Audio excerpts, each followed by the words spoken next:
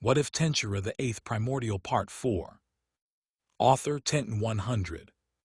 When Haru of the Minamoto dies standing after a heroic effort during the Genpei War, he is reincarnated in the world of that time. I got reincarnated as a slime, as a demon. In the Underworld, as a bottom feeder. Watch Haru climb the ranks of the demon ladder and maybe someday stand toe-to-toe with the monsters of the Underworld and the Cardinal World Chapter 12. Haru vs Falmouth. Commander Lark stepped forward, trying and failing to hide the tremble in his voice. Don't be scared," he shouted to his troops. "It's just one demon against 150 of us. You can't beat numbers." His words were loud, confident, and utterly hollow. Still, the soldiers began echoing their agreement one by one, forcing themselves to believe it. "Why, yeah, it is just one demon. He can't take all of us. We outnumber him. We can win." Haru smiled, leaning forward slightly. "That's the spirit, people," he said sarcastically with a smile. "It's only one of me. I can't possibly win. I'm sure you can win. I believe in you." Commander Lark snapped, face twisting. "Don't patronize us, you vile demon." Haru's smile vanished instantly. "Vile," his tone dropped, sharp and cold. "The only vile people here are you, targeting a defenseless village and throwing your weight around. You disgust me." This situation had reminded Haru of how he had died fighting against the bullies of the Terra clan. Now this had reopened old wounds. Because of that war, he died and was never able to confess to Hima. "Shut up," Lark roared, voice cracking. He thrust out his arm. "All mages fire at him all at once. Ignis incendium, ardens flammi, consume all before you, scorch the impure, devour their flesh with unending fire." The mages quickly recited their incantation, forming circles of flame. A barrage of fire spells erupted toward Haru. Haru didn't move. With a flick of his wrist, he formed a barrier behind himself, protecting the village men and Raisin from the spell. The flames swallowed him completely. Commander Lark grinned shakily. Did we get him?" But as the smoke drifted away, Haru stood in the exact same spot, unburned, untouched, and completely unimpressed. "Impossible," Lark whispered. Gasps erupted from the soldiers. "He's unharmed." "No way. That spell would have burned a monster alive." "What is he?" Haru exhaled, sounding genuinely disappointed. "You know, I didn't expect much from you all," he said, "but you're certainly underestimating me. Using fire magic against a demon and fire magic of this level." He shook his head. "I've never been so ridiculed in my entire life." The guards shuddered. This unit wasn't composed of elite soldiers, only a low-tier force sent for what should have been an easy intimidation mission. The commander as well was a relative of Earl Nidal. A demon encounter had never been expected. If it had been, someone far more powerful would have been sent, or the mission would have been cancelled entirely. Lark Pale now screamed again. "Mages, fire more spells, don't stop." The mages obeyed, chanting desperately. "Ventus tormentum, spirere exuro, Galea tempestatis, sweep the impure, shatter their defenses, crush them beneath the storm." This time a wind spell surged forward in a violent wave. Haru casually raised a hand. He swiped upward. The spell followed his motion like a puppet on strings, then dispersed into nothing. "We already established your magic is useless against me," Haru said. "So why do you keep trying?" Commander Lark felt despair wash over him. His hands shook uncontrollably. Raisin watched from behind Haru, stunned. "Is this the power of a demon?" she thought to herself. The village chief and Garen were already smiling. "Well then, Commander Lark," the chief called mockingly, "how does it feel, despair?" "Shut up, you crazy old fool," Lark snapped. "This demon will kill everyone here, you idiot. Do you think it would end with us?" Haru shrugged. "Unfortunately, that's impossible. I have a contract, you know. I have morals. Morals, morals, Lark shouted, hysterical. Don't F***CK with me. His panic finally erupted into a scream. All forces charge. If magic won't hurt him, then physical attacks must. There's no way he's invincible. And with that desperate order, the soldiers rushed forward. As the forces of Falmouth charged forward, Haru smiled maniacally, the air around him thick with an oppressive presence. You lower life forms have been very disrespectful, you know, he said, his voice dripping with superiority. In front of superior beings, you should kneel. No sooner had the words left his mouth than every soldier in the Falmouth army was crushed to their knees. Haru had used his gravity magic to apply unbearable pressure, pinning them to the ground as though they weighed nothing but feathers to him. Commander Lark felt the immense force pressing down on him and stammered, terror overtaking his usual bravado. What is this?" he asked, sweat pouring down his face, his voice trembling with pure fear. Haru's golden eyes glinted, and a sharp smile crossed his face. "That's more like it," he said. "I'm very humble, so I won't even ask you to call me with honorifics." The soldiers, crushed and immobilized under the gravitational weight, had completely lost all will to fight. Every last one of them had surrendered internally to their inevitable defeat. Haru began to walk forward, each step deliberate, every movement radiating power. The ground itself seemed to shiver under his presence. He approached Commander Lark, who had scrambled backward, desperate, panicked, and completely helpless. "Please, Demon-sama, have mercy," Lark cried, voice breaking. "I beg of you, my life spare me, please." Haru tilted his head, amusement curling on his lips. "I should not be the one you are begging for your life from," he said calmly. With a single, effortless motion, he grabbed Lark by the collar and lifted him into the air, returning him to his original spot as if he were a mere puppet. Turning back to face the kneeling army, Haru's aura flared like a storm about to break. "Commander Lark," he said, voice cold and measured, "I shall now demonstrate to you real magic." Without further ado, Haru unleashed an incredible surge of high-level fire magic, the flames burning hotter than any ordinary spell. The fire consumed the entire formation in an instant. Within moments, all 150 soldiers of Falmouth were obliterated, their screams silenced as the ground beneath them was charred black, the earth scorched and smoking. Raisin, the village chief, and the remaining villagers gasped in shock, eyes wide at the devastation they had just witnessed. By the gods," Raisin stammered. This is unreal," Raisin whispered, trembling. The village chief shook his head, unable to speak at first before finally muttering, "A demon like no other." Commander Lark collapsed to his knees, tears streaming down his face. "We should have run, it was hopeless. From the very start," he thought, sobbing uncontrollably. Haru laughed mockingly, stepping forward, eyes glittering with satisfaction.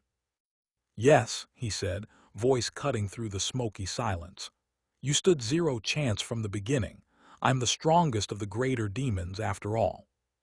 Turning back to the villagers, Haru casually lifted and tossed Commander Lark toward them, letting him fall to the ground at their feet. "I'm pretty sure you all would prefer to deal with him yourselves," he said with a faint smile. The village chief bowed deeply, tears of relief in his eyes. "Demon-sama, truly we thank you," he said. "Without you, we would have been lost." The villagers followed suit, expressing their gratitude in a chorus of humbled voices. Haru waved his hand dismissively. "We had a contract and I fulfilled it. There's no need for thanks," he said. He looked around, golden eyes sweeping the battlefield, then spoke again. "I've done my end of the deal. I am free to leave now, am I correct?" The village chief smiled warmly. "Of course," he said. "We would never dream of keeping Demon-sama here." Haru's smile widened. "Well then," he said, "I will be on my way. It's not every day a demon gets summoned to the Cardinal World." With a graceful motion, he spread his wings. In a single, powerful swoop, he took to the air, soaring high above the village. Commander Lark, still lying on the scorched earth, watched helplessly as the demon ascended. Tears streamed down his face as he whispered to himself, "Can I not even get a mercy kill, like the rest of my army?" Haru looked down from the sky, a grin curling across his face, the wind ruffling his maroon hair. "Falmouth, huh?" he murmured, voice full of amusement. "This is going to be fun." And with that, he vanished into the horizon, leaving behind nothing but a devastated army and a village saved from destruction. Chapter 13. Haru vs. Raisin. Back in the royal meeting room of Falmouth's palace, King Admaris sat stiffly at the large table. Minister Raisin, Earl Nidal, and court mage Raisin were gathered with him, each wearing a troubled expression. The atmosphere was tense. The topic was simple but alarming. The mini-army they had sent to Dorigen village that was supposed to return a day ago still had not returned. King Admaris leaned forward, anxiety tightening his voice. "What do you think happened to them? Did Blumen discover something? Could they have intercepted them?" His fingers tapped restlessly against the armrest. He was clearly panicking. Minister Raisin shook his head. "That shouldn't be possible, Your Majesty. If Blumund was involved, they would have complained to us directly already."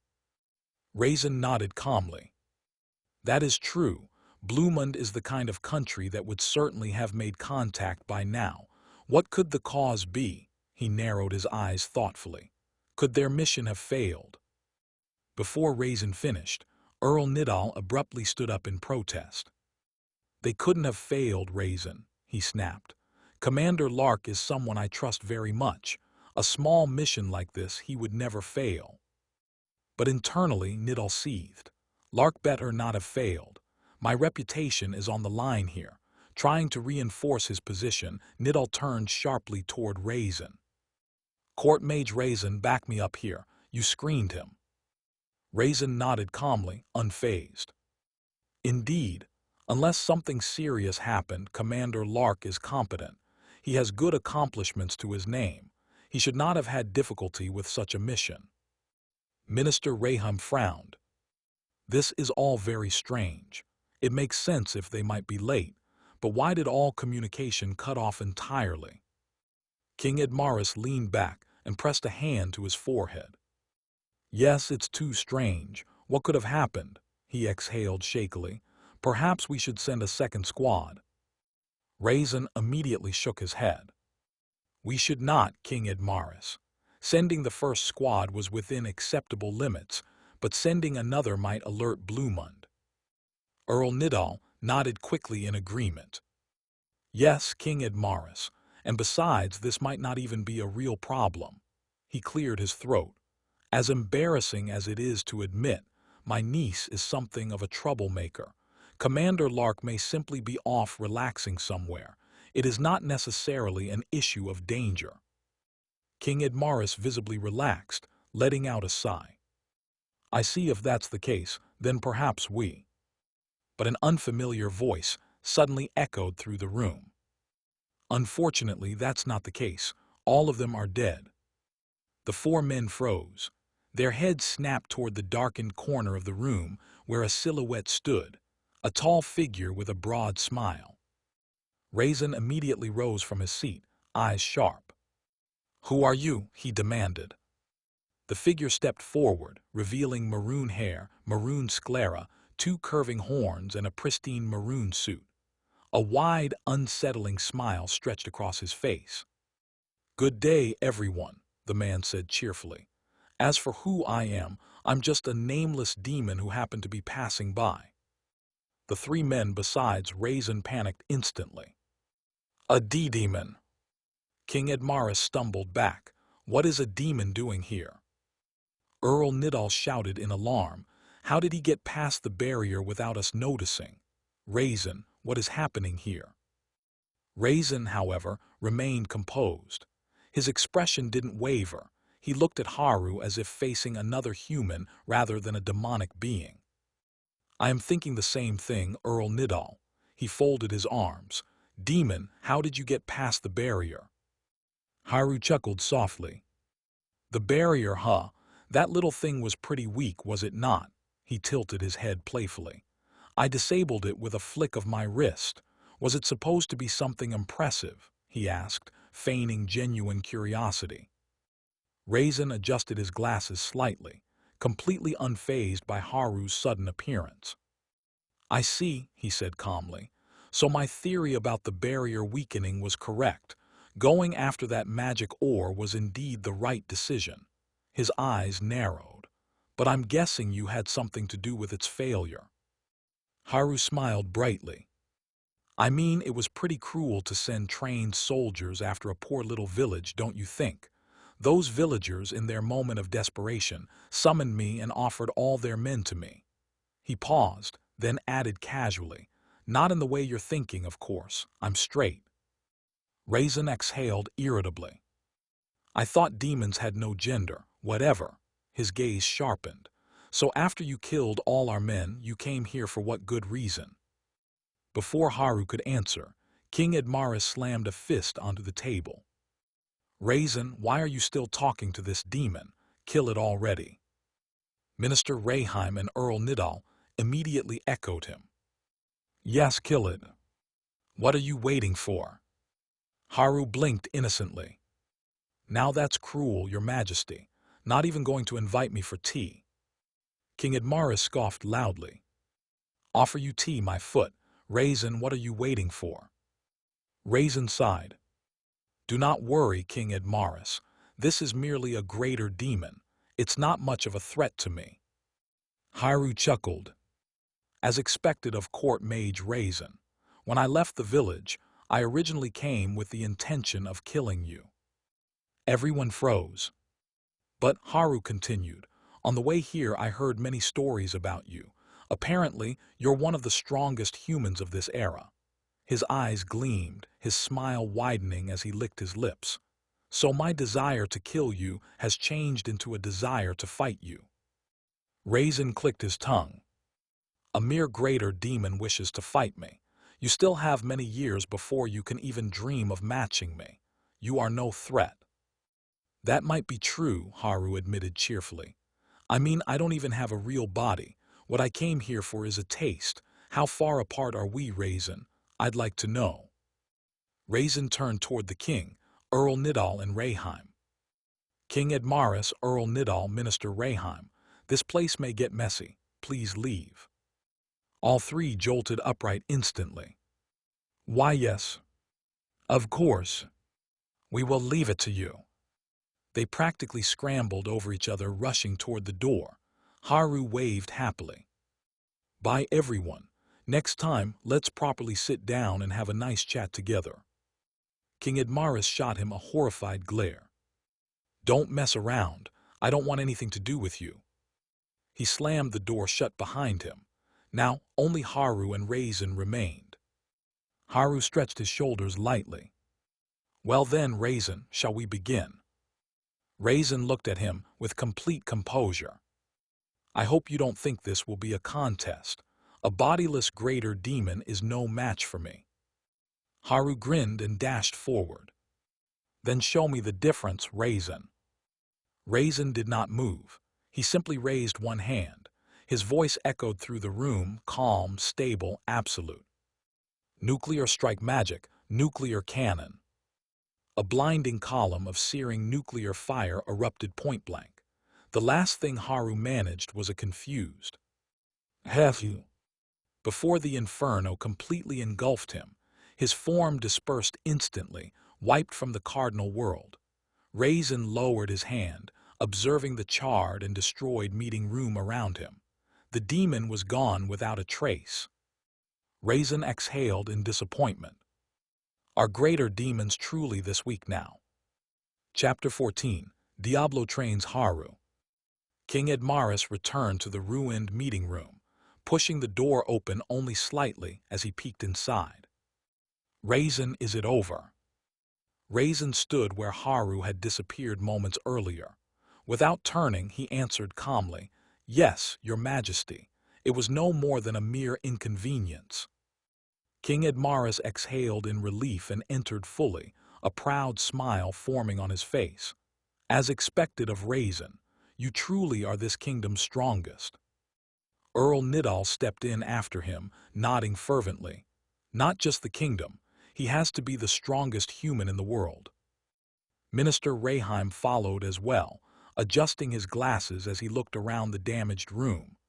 To deal with a demon so swiftly and efficiently, impressive. Raisin finally moved, walking toward the long table. Not really. Most greater demons shouldn't be that weak. I don't know what was up with that one. King Admaris chuckled lightly as he took his seat. Raisin, ever so humble. Raisin sat beside him. Raisin and Nidal took their seats as well, though Nidal's expression flickered with a brief flash of irritation before he masked it. Minister Raisin spoke first. Well, at least now we know the army was killed by that demon. What are our next steps? Earl Nidal stiffened. Lark is dead. How am I supposed to explain this to his mother? Damn it. He hid his frustration behind a forced smile.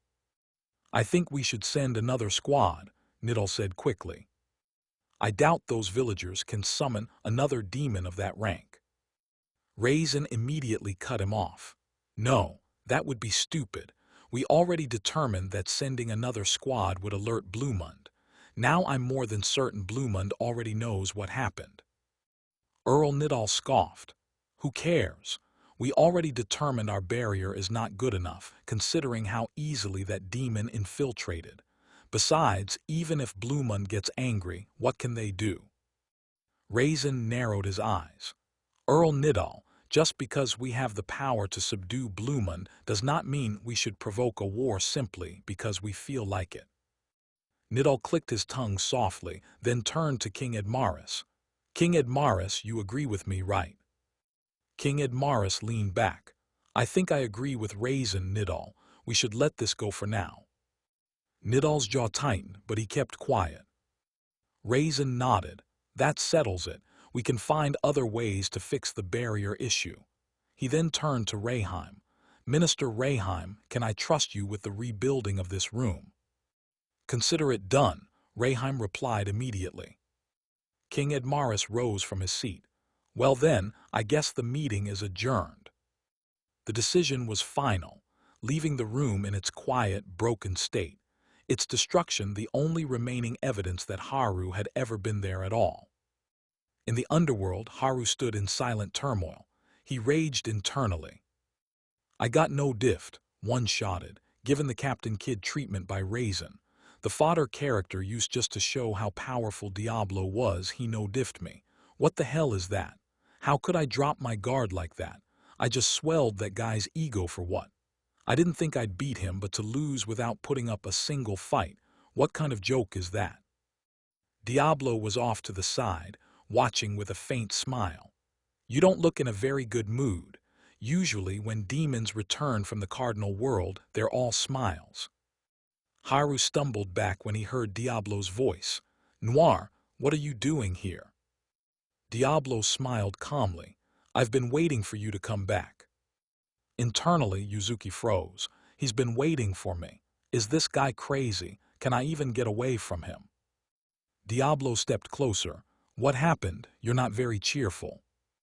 Yuzuki clenched his teeth. I got easily defeated by a human mage. I've never been so humiliated in my entire life.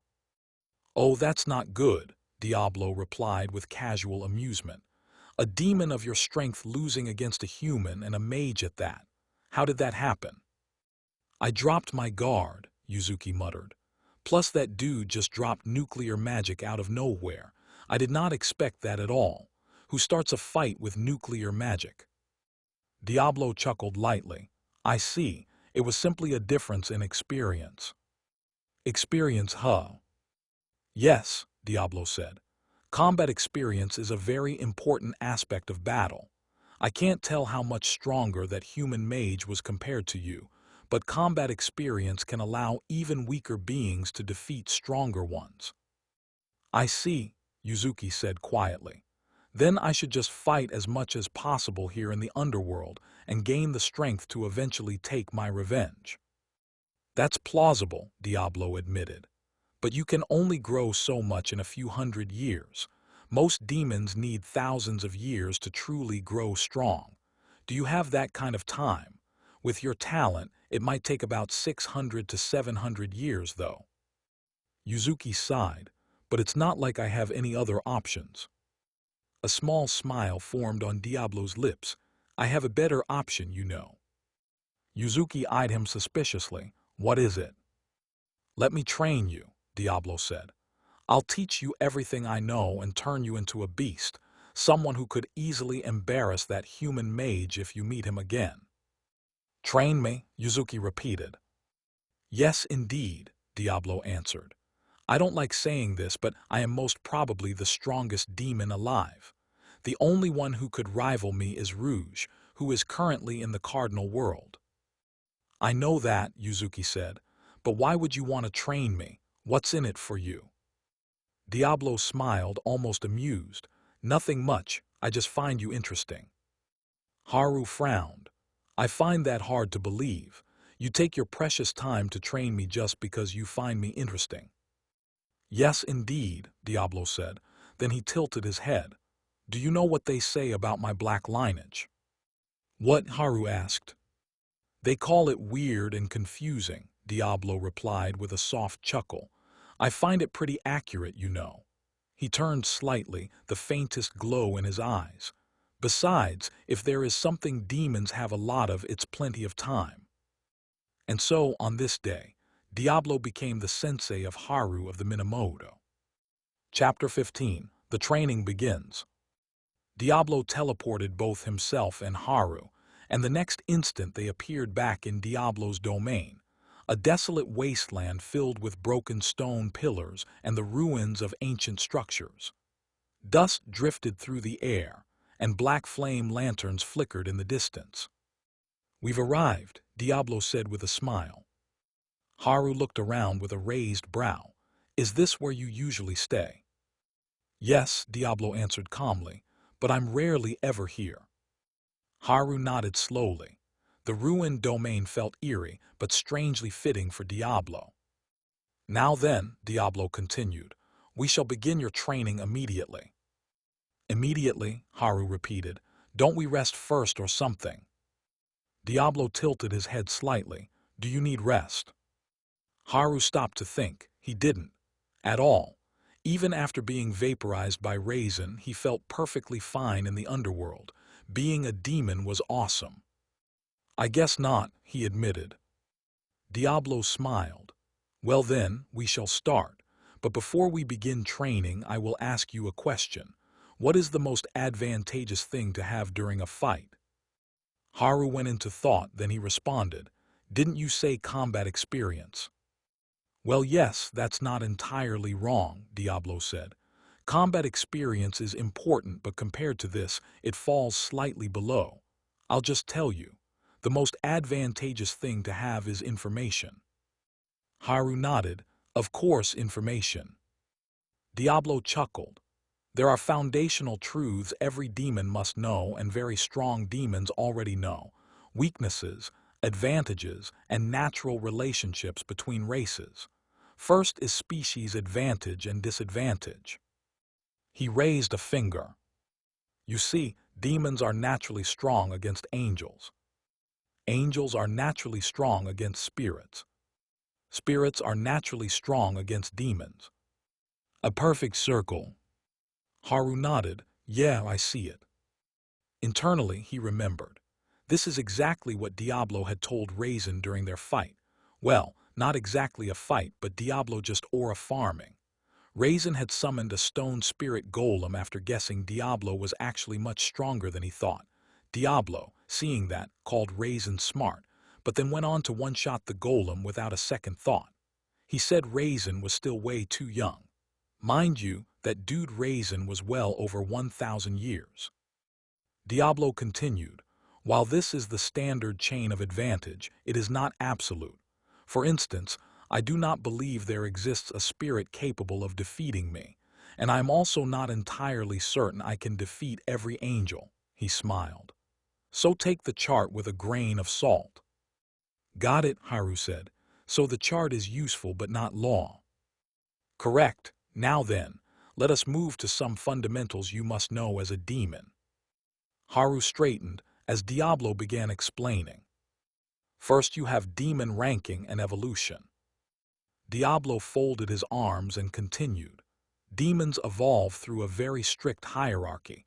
You should understand where you stand. Haru nodded.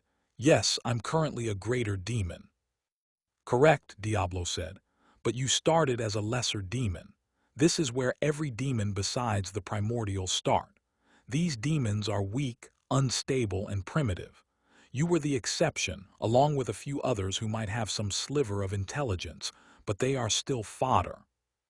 Haru responded, I understand.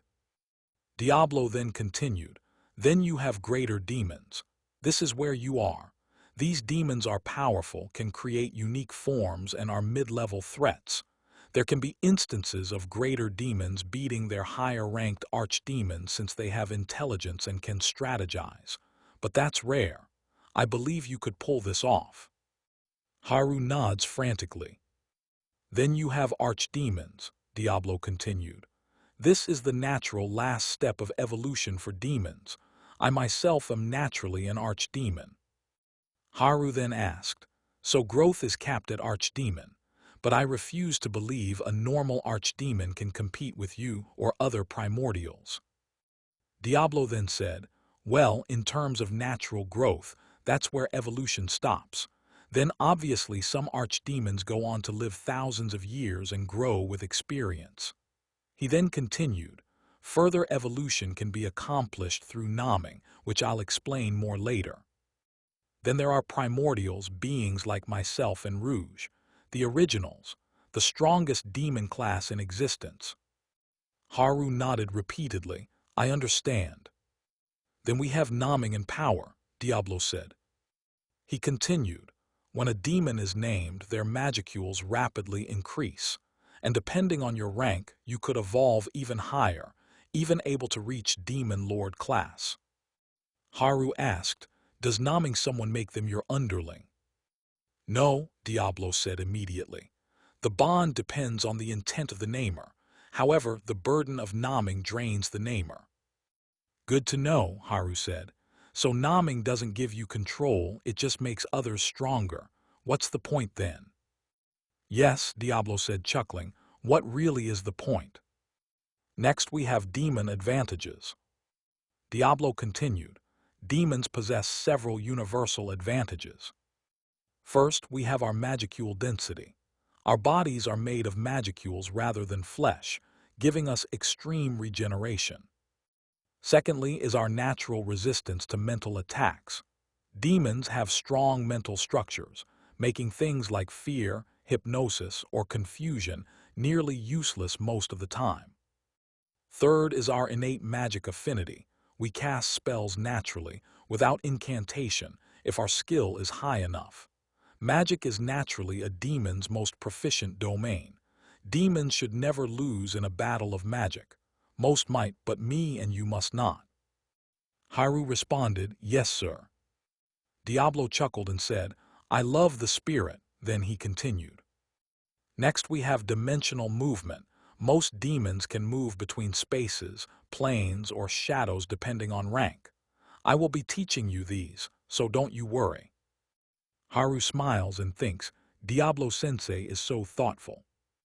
Diablo continued and said, finally is longevity. Demons are essentially immortal. Even when killed, they can just get reborn. The only way to completely kill a demon is to destroy their core. Haru nodded along. Yeah, I kind of knew that part. Good, Diablo said. It means you've been practicing information gathering, even if unconsciously. You are extremely talented. All Haru could think was, could you stop glazing me, Diablo? Chapter 16, Explaining the Fundamentals. Next are demon weaknesses, Diablo says. Haru shrugs and says, weaknesses, the most annoying aspect to any being. Why do they even exist? Diablo chuckles and says, everything has weaknesses, even primordials. Plus, it wouldn't make sense for beings to have no weaknesses at all. The balance of the world would be broken completely. Haru says, I know that much. Diablo then continued, our first weakness is holy magic and angelic arts. These are not an immediate kill, but they are extremely painful and effective against our magical structures. Secondly, spirits are our direct counter. Spirits with advantageous attributes can partially bypass demon defenses. After I train you, though, you will never lose to a spirit ever. As someone who has been alive since the beginning of time, I've fought a lot of spirits and gathered a lot of information. I'll naturally hand you this information, which would make any encounter with a spirit an easy win for you. Well, you could win against any spirit except one. For example, a spirit like Ifrit is effectively useless against demons of high rank, since fire is mostly useless against demons. Then a thought suddenly hits Haru. Ifrit, the vile spirit that tormented Shizu for decades. Haru thinks to himself that, if possible, he would like to save Shizu. If he fought Ifrit and beat him into submission, would it work? Are spirits afraid of extinction? If Haru threatened to erase his soul? Diablo, seeing the change in Haru's face, asks, what's wrong? There's a change in your expression. Haru quickly responds, oh, don't worry about it, it's nothing really. Diablo, taking the cue, does not ask any further and just continues with his education.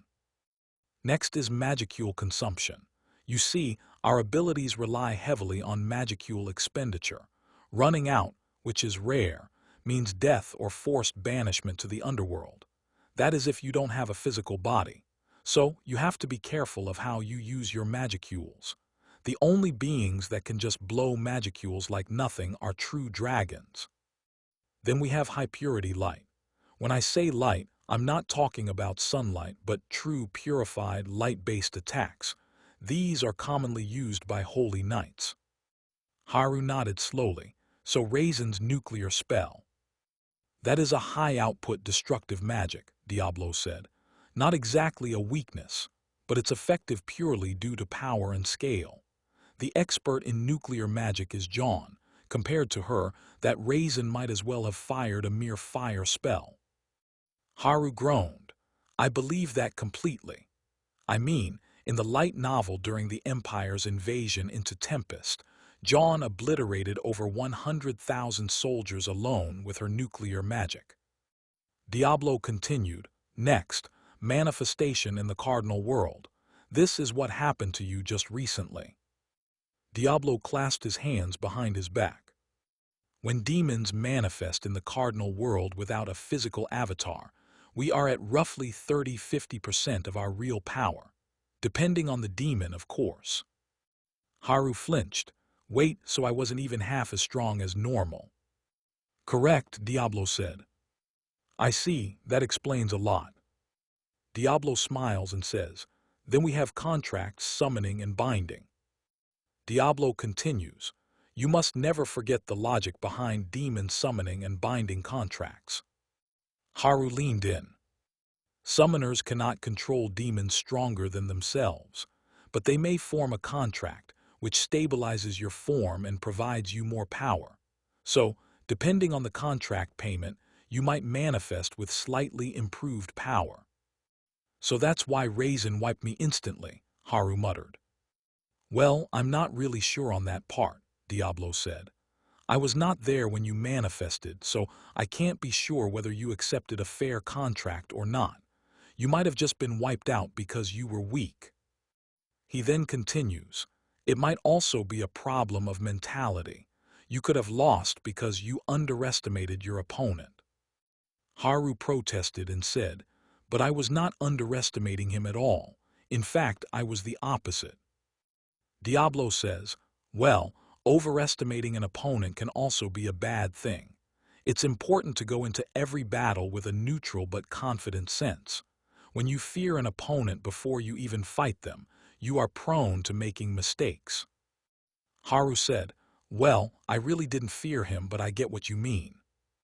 Diablo chuckles and says, finally, We have magicule pressure and presence. You must learn how to properly restrain or release your magicule presence. Humans subconsciously read presence. An uncontrolled presence warns enemies that you are nearby and wastes energy. Haru nodded. So this is like suppressing Ryatsu, got it. Ray what? Diablo asked. Never mind, Haru quickly said. He had just thought of the goated anime Bleach there for a second.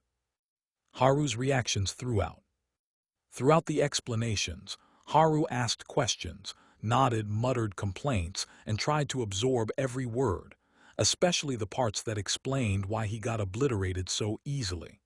By the end, his head was spinning. So basically, Haru summarized, I was nerfed, inexperienced, uninformed, lacking a physical body, and stupid. Diablo smiled gently. You were simply ignorant. That's one way to put it, I guess, Haru says. Diablo smiled and clapped his hands. Now that you understand the fundamentals, it's time for the real training to begin. Haru swallowed hard. The biggest strength of demons is magic. Diablo said this calmly, as if stating an obvious fact. Haru nodded automatically because yes, that's what everyone believed. Diablo continued, that is the general understanding of the world, which is why an element of surprise is extremely effective. Haru blinked, element of surprise. Yes, when facing a demon, Diablo explained, an opponent instantly assumes they are facing magic, pure magic, barriers, spells, elemental attacks, but his smile stretched wider. What if a demon flips the script and engages in hand-to-hand combat instead? Haru stared. Diablo's tone made it sound so simple. That, Diablo said, is the first thing I will teach you. Haru exhaled. Well, I'm already a swordsman. Diablo didn't even try to soften his response. I'm not going to lie to you. Using a sword as a demon is highly impractical. Haru froze. Impractical. Yes, extremely so. Diablo waved his hand casually. That demon who is a subordinate of John might pull it off, but against real top tiers, it becomes a liability. Closing distance against someone who can erase you is foolish unless your body itself is the weapon. Haru grimaced, so I should drop the sword. Diablo immediately added, not necessarily. Haru blinked. If you enjoy swordsmanship, you may keep it as a secondary style. Even Rouge uses a sword as a secondary weapon, but pure hand-to-hand combat is better for demons. Much better. Then Diablo said, observe. His right arm twisted and reshaped, the magicules bending smoothly and flawlessly, not grotesque but elegant. It turned into a massive black claw, obsidian-like, curved and sharp. His left arm reshaped into a short silver gauntlet, compact and dense.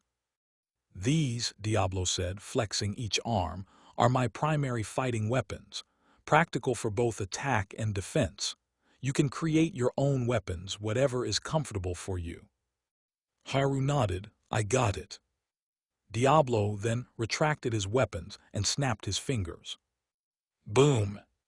A barrier expanded outward, forming a dome roughly 2 kilometers wide. Haru felt it immediately. His magic conduction suddenly slowed, then locked.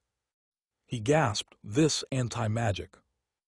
Anti-magic barrier, Diablo confirmed with a small smile. Correct, and this is important for the first lesson. Haru's heart stiffened. You and I are going to fight here, no holding back, Diablo said. The words struck Haru like a blade. Diablo continued, and the only way out is one of two options.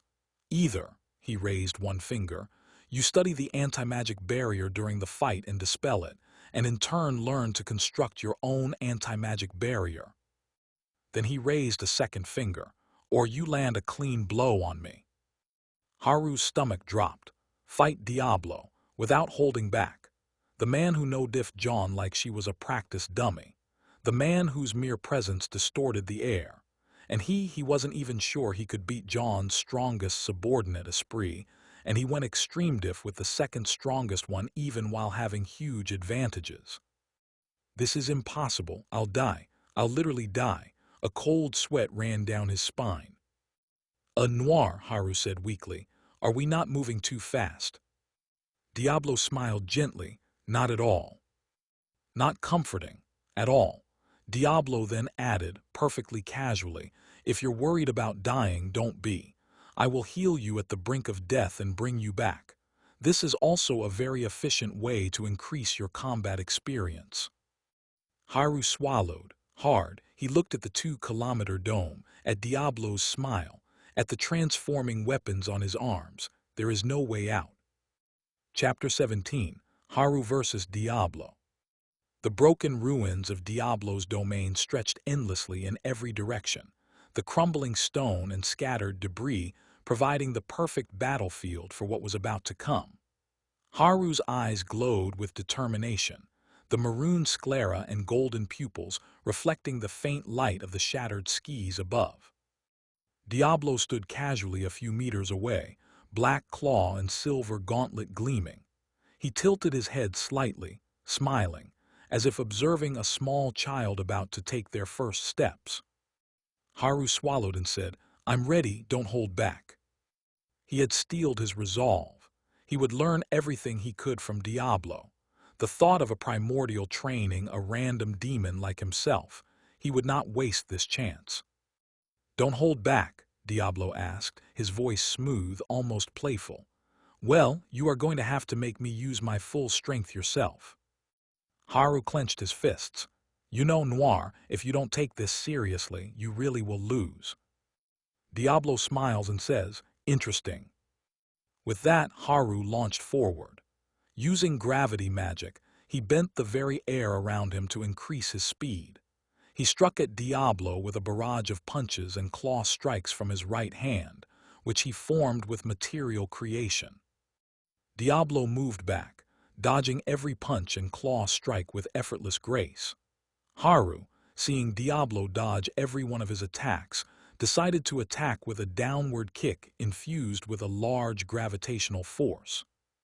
Diablo simply sidesteps, and Haru's kick hit the ground, forming a massive crater.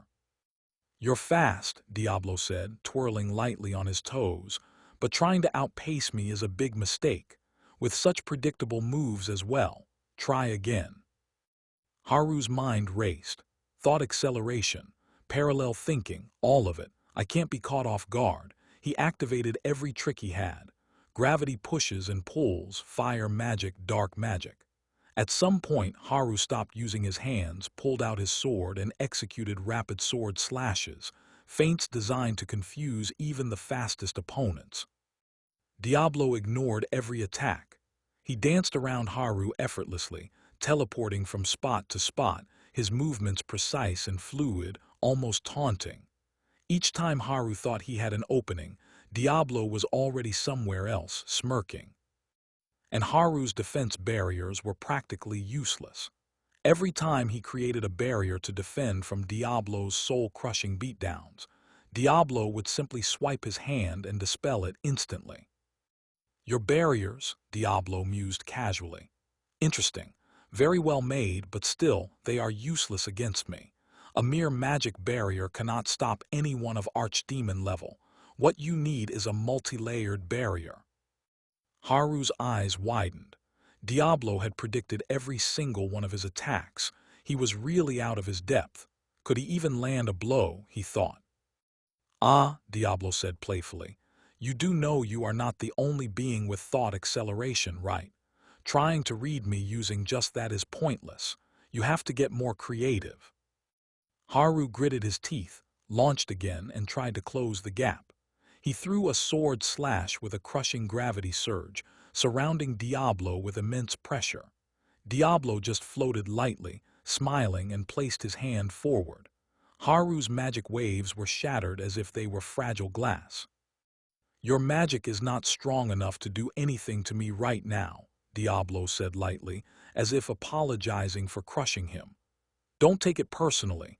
There is just that much of a gap between us. Haru gritted his teeth and switched tactics.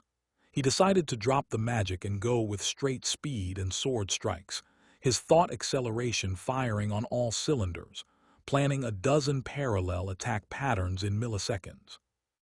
Diablo laughed, light and amused. You gave up on using your hands fairly quickly. With barely any effort, Diablo teleported behind Haru, wrapping his claw around Haru's throat and lifting him into the air. Haru gasped, trying to counter with a flying sword slash, but Diablo's hand crushed it like a toy. Haru said, "Sorry, but it will take much more time to get used to fighting without a sword." "It's fine, you're using everything you have," Diablo said softly, tilting his head. "It's cute." "Cute," he says. Haru was baffled. He had been putting in 100% and Diablo casually called it cute. Haru, angered by this statement, struggled, straining every ounce of strength, his body screaming, trying to land even the slightest blow. He attacked with all his might. Every sword slash, every gravitational attack, every magic projectile, it was either absorbed, avoided, or redirected effortlessly. Yes, he had started using magic again. Both magic and close quarters were pointless anyway. "I can't touch him," Haru thought, panic starting to rise. "Stop struggling for a second," Diablo said, gently letting Haru drop a meter to the ground after brutally beating him down. "Look at what you're capable of, and then look at me." Haru coughed, struggling to breathe, his energy nearly depleted. He had expended a lot of magicules, plus pain resistance was non-existent against Diablo. He felt every blow. He tried to summon another gravitational push, only for Diablo to casually step aside, sidestepping every ounce of power Haru had built up. "This is no good," Diablo said, landing gracefully. "At this point, you will not be able to land a single blow, and I'm purposely holding back as well." Diablo then extended a hand, and before Haru could react, Haru's body was pinned against the ground with invisible force, suffocating him. Diablo then said, "Noir flame," and a high-tier black flame engulfed Haru. Haru screamed in pain as he was burnt and mangled. He felt his spirit burning away bit by bit. Haru gasped, vision blurring, on the verge of unconsciousness. Diablo's expression softened. He then knelt down and placed a hand on Haru's chest. There.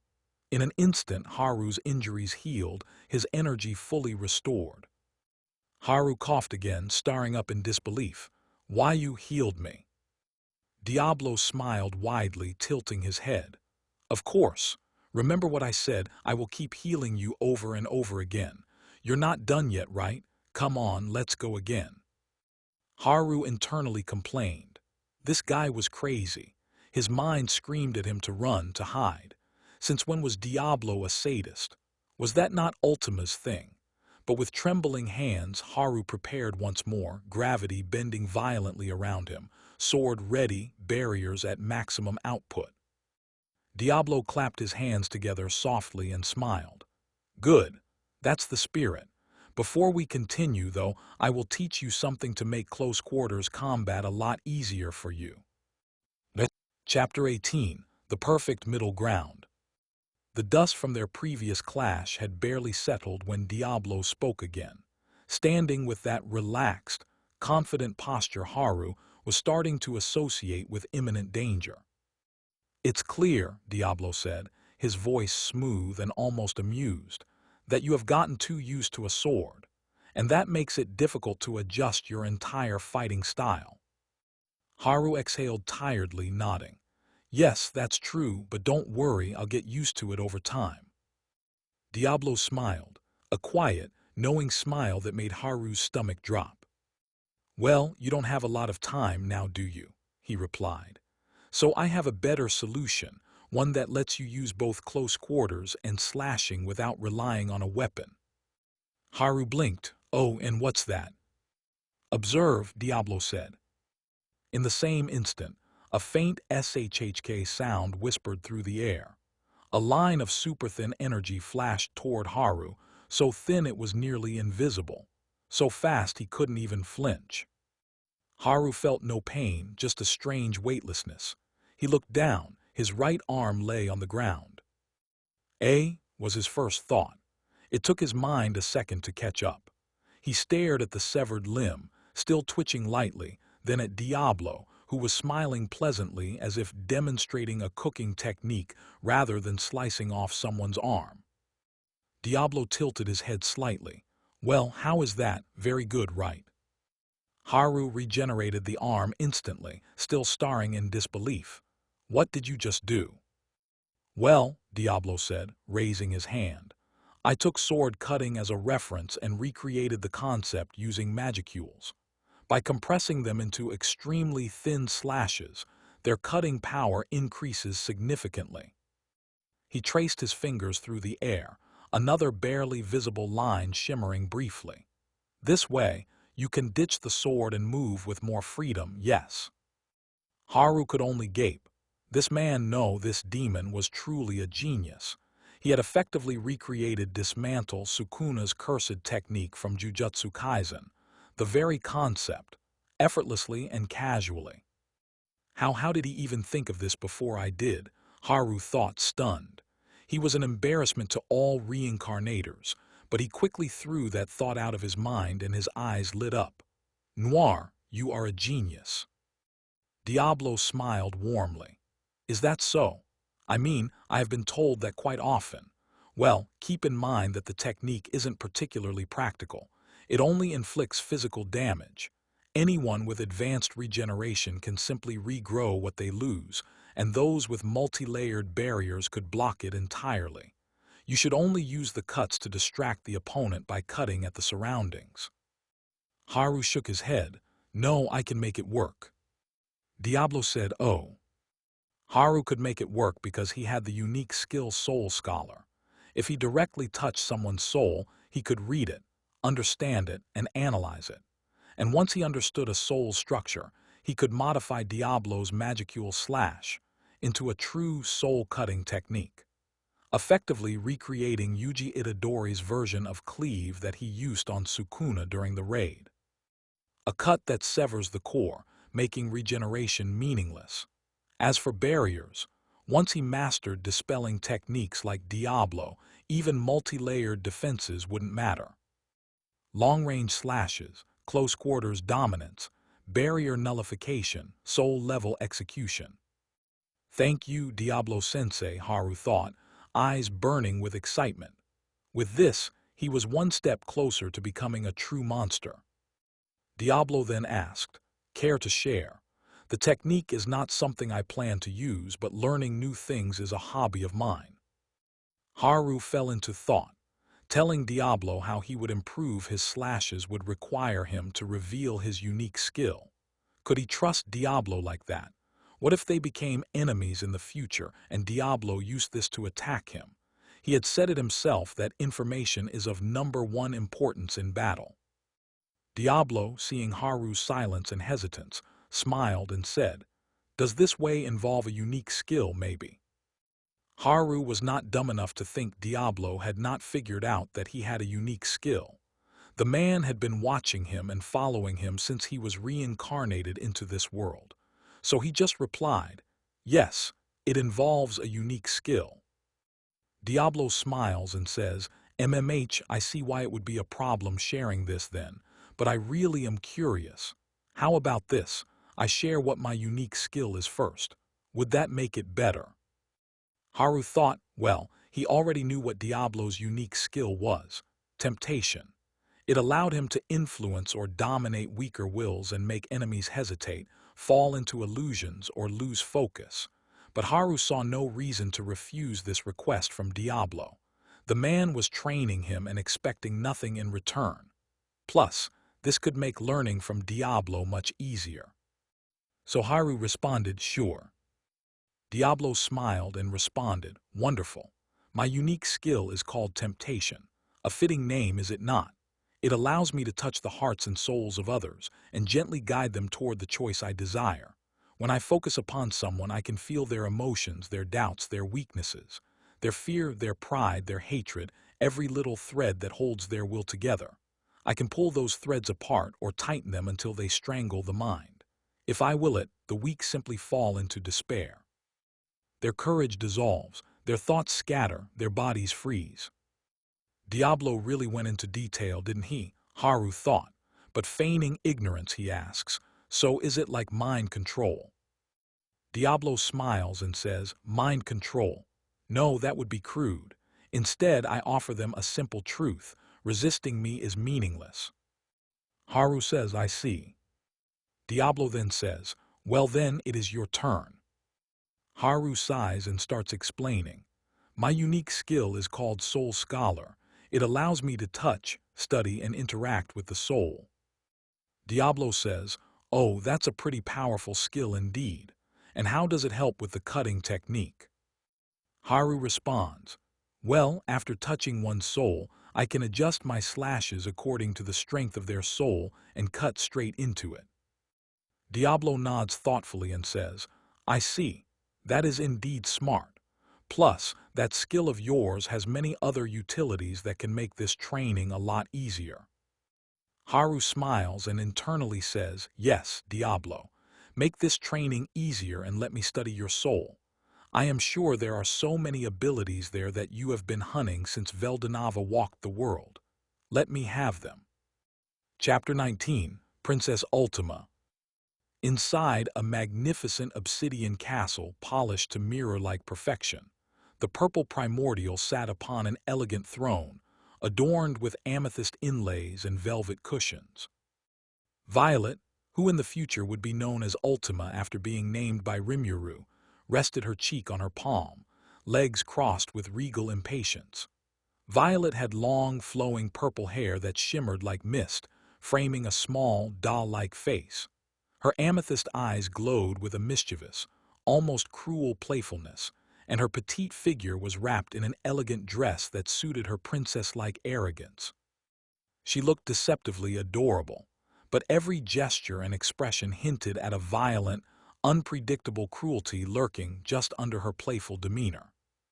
Chef, she said sharply, exactly how long do I have to wait for my food? It's been over 30 minutes already. The demon addressed as Chef straightened immediately. Violet-sama, it will be ready soon, just a little more patience. Chef, who would later be named Zonda by Rimuru, was a lean demon with violet hair tied into a neat side ponytail, a single horn jutting from his forehead, and sharp purple eyes set against dark sclera. His crisp chef's coat gave him a strangely formal, disciplined air despite the chaotic nature of demons. Violet scoffed. Why should a princess like me have to wait so long for food? Are you not the one who is supposed to work faster? Why, yes, you are correct, Violet-sama. I'll get it done right away. Zonda replied, bowing and nearly stumbling as he rushed off toward the grand kitchen. Violet sighed and swept her gaze over the room. Her subordinates, one elegantly fanning her with a silk-feathered artifact, the other standing neatly in formation, waited for her command. All 20 of you demons, she snapped. Can't you entertain me or something? What good is it for you to just stand around like decorations? One demon flinched and answered timidly, Violet-sama, W. What is it we should do? Violet glared, purple eyes burning. You are asking me. You're useless. Why should I tell you what to do? Use your own head and figure something out. The demons trembled. But at that moment, a ripple of dark magic formed beside the throne, and a refined demon materialized with perfect posture.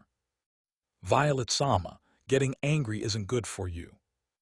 Violet's expression softened instantly. Butler, you're back, well. Did you find him? Butler, who would later be named Veyron by Rimuru, was a dignified demon, his purple hair slicked back in a neat, mature style, and a well-groomed handlebar mustache framing his firm mouth.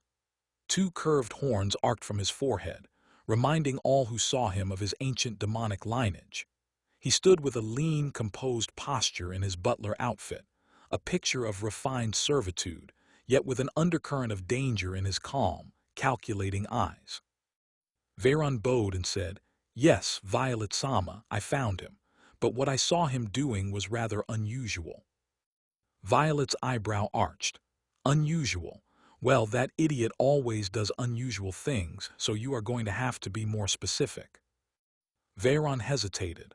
Well, Violet-sama, he appeared to be training a greater demon. Violet blinked, thought for a second, and then only muttered, "Huh."